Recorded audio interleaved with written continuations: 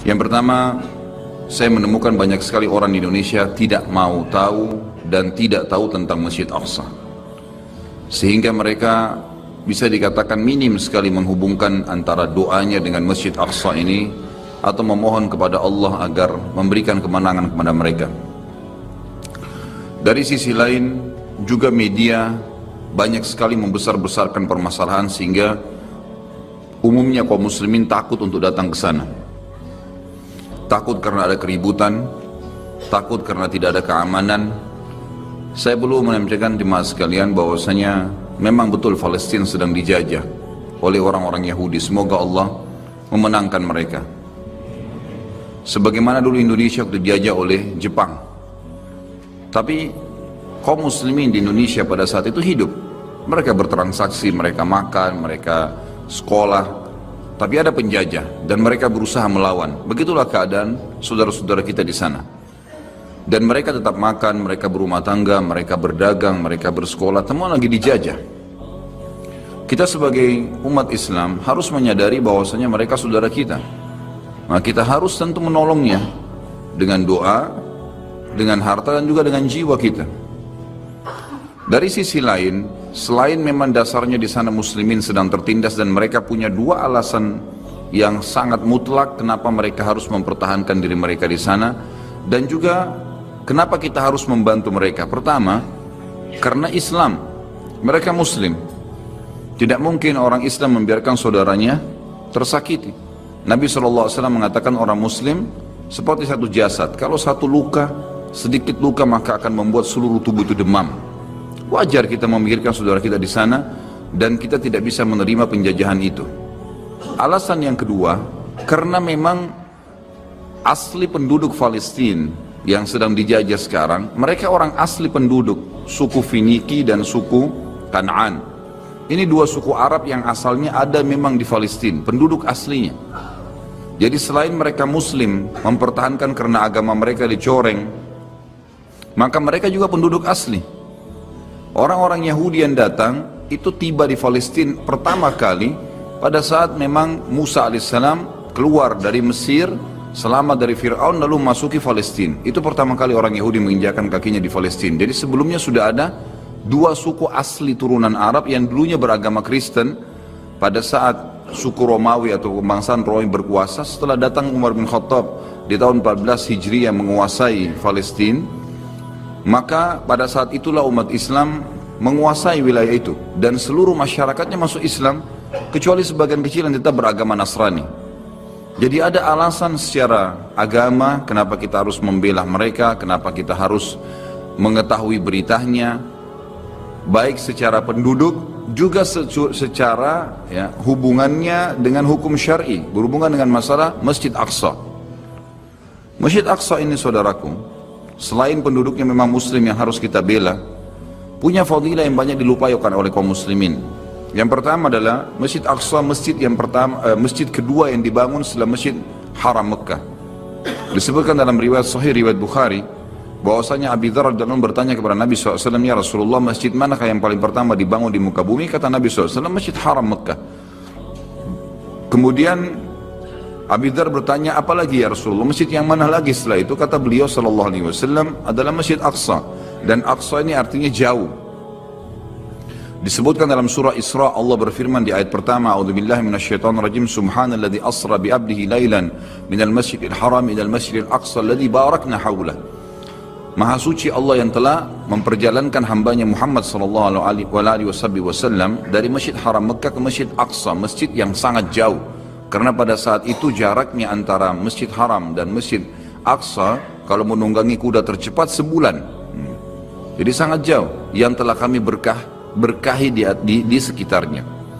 Baik, yang kita ini titik beratkan di sini teman-teman sekalian, Abi Dzar berkata, kata Nabi SAW, Masjid Aqsa masjid yang kedua. Kata Abi Dzar, berapa tahun antara keduanya? Kata Nabi SAW, 40 tahun.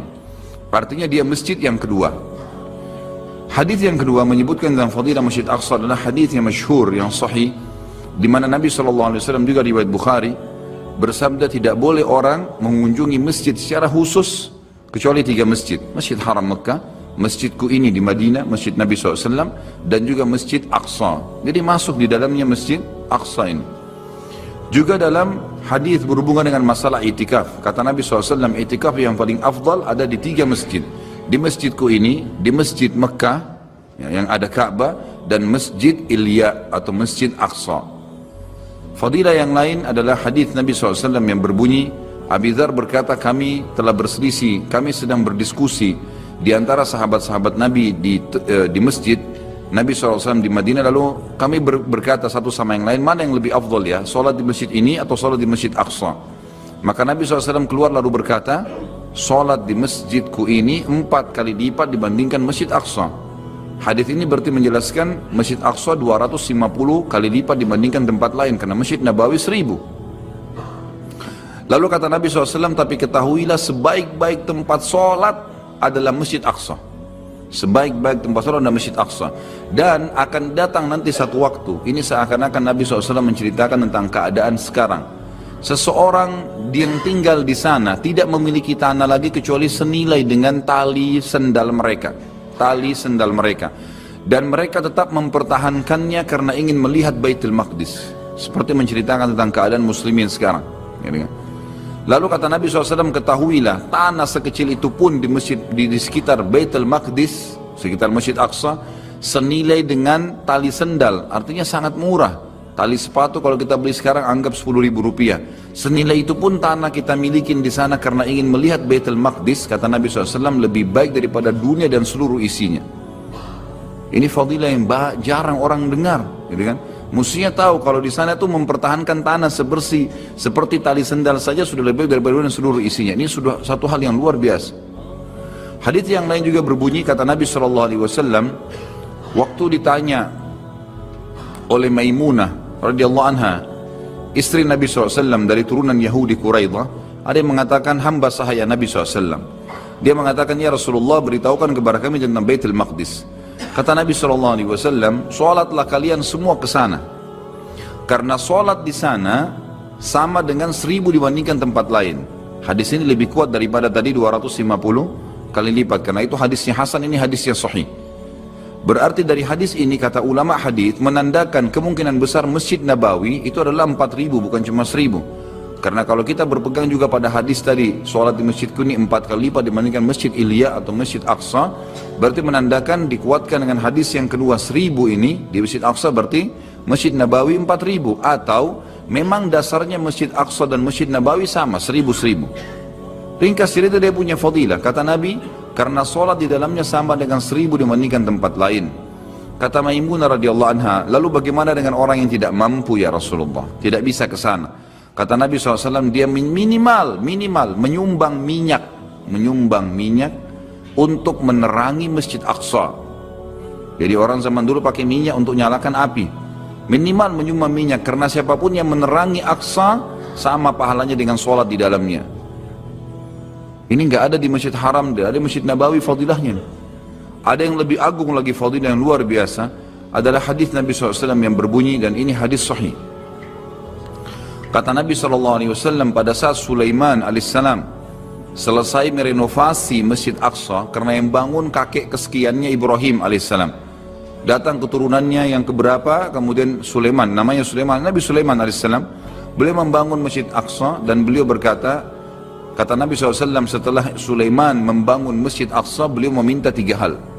Yang pertama, minta agar seluruh hukum yang dia terapkan di masyarakatnya sesuai dengan hukum Allah, dan Allah telah memberinya. Jadi walaupun wahyu belum turun, Sulaiman mengambil sebuah keputusan, berarti itu sudah hukumnya Allah, dan Allah mengijabah itu. Yang kedua, dia meminta agar kerajaan diberikan tidak layak untuk orang sesudahnya, dan Allah juga sudah memberikan. Dan ini yang ketiga fadilah yang banyak muslimin tidak tahu. Kata Nabi SAW, dan Sulaiman meminta kepada Allah agar tidak ada orang yang datang sholat di masjid ini, Aqsa. Dan ini tidak dimiliki oleh Masjid Haram Mekah, nggak dimiliki oleh Masjid Nabawi di Madinah. Kata Nabi SAW, Sulaiman meminta agar tidak ada siapapun yang datang ke masjid ini sholat, tidak ingin kecuali sholat, walaupun sunnah, sholat tahiyat masjid misalnya 2 rakaat, kecuali setelah selesai sholat dia kembali seperti baru dilahirkan oleh ibunya, bersih dari dosa. Dan kita tahu fadilah ini hanya didapat pada saat orang sedang haji. Kata Nabi SAW, siapa yang haji tidak rafath, mengucapkan kata-kata syahwat pada bukan pasangan halalnya, fusuk, menyentuh secara fisik, dan juga jidal, berdebat-debat di haji, maka dia pulang seperti baru dilahirkan oleh ibunya. Tapi Masjid Aqsa, saudaraku, kita sholat di sana sama dengan, ya, satu kali sholat dibersihkan dosa seperti baru dilahirkan oleh ibu. Ini satu hal yang luar biasa.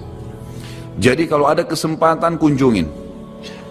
Masalah kasuistik, saya bilang sama jemaah saya kemarin sekitar 33 orang, sama saya 34. Masalah kasuistik, informasi bahwasanya orang Yahudi mau meruntuhkan Masjid Aqsa itu tidak benar. Itu tidak mungkin, karena mereka sendiri menghormati Masjid Aqsa karena mereka anggap yang bangun Ibrahim alaihissalam, kakek mereka juga. Jadi itu nggak benar, gitu kan? Bahkan ada salah satu sisi tembok Masjid Aqsa yang luasnya sekitar 1,4 hektar, luas sekali.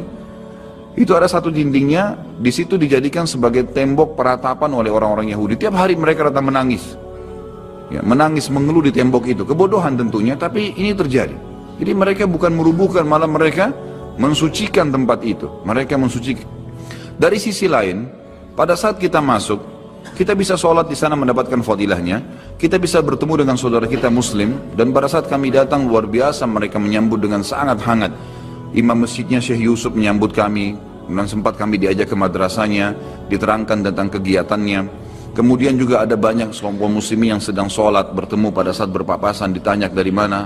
Itu pada saat dia tahu kita dari luar, dipeluk dengan dia mengatakan, kedatangan anda saja di sini sudah cukup buat kami.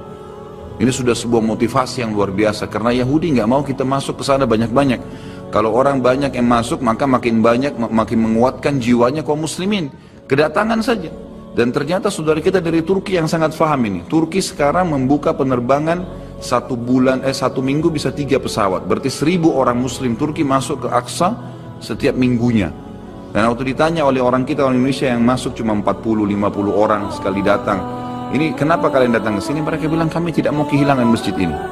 Jadi makin banyak muslimin datang, makin menguatkan jiwa mereka.